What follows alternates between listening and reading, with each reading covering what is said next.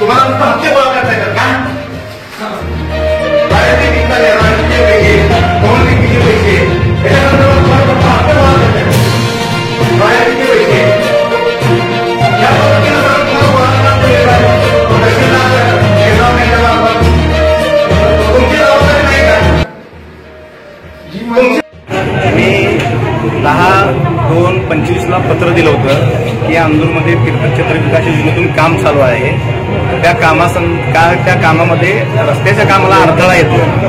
तिथं अतिक्रमण झालेत, गायरान जमीन आहे.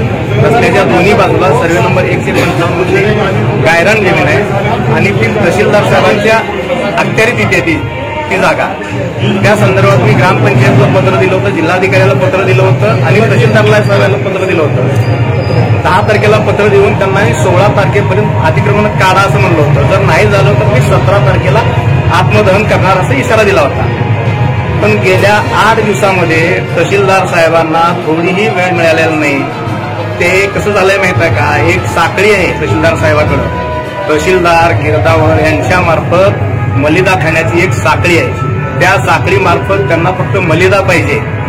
पुरवठा खात्यामार्फत, पुन्हा याच्या रॉयल्टीच्या मार्फत, हे पवनचक्कीच्या मार्फत, टावर सौर ऊर्जेचे कामं चालू आहेत त्याच्या मार्फत, हे सगळे कामं तहसीलशी संबंधित असतात. त्याच्यामध्ये अर्थकारणामध्ये तहसीलदार मशगूल आहेत.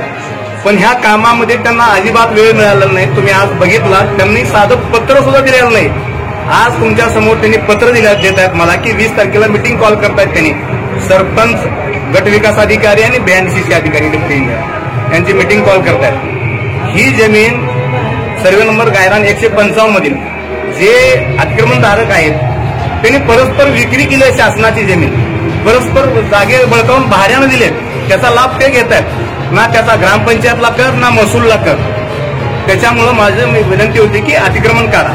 पण अतिक्रमण काढा म्हणजे ते बऱ्याच दिवसापासून बसले, त्यांना पूर्ण उठवा असंही आमचं म्हणणं नव्हतं की बाबा अतिक्रमणाला थोडा रस्त्याला अडथळा होतोय, गटार व्हायला पाहिजे तिथं, 1 मीटर 1.5 मीटर असं काढा असं आमचं म्हणणं होतं. पूर्ण उठवा असंही आमचं म्हणणं नव्हतं. तर त्या संदर्भात कुठलीही कारवाई झालेली नाही.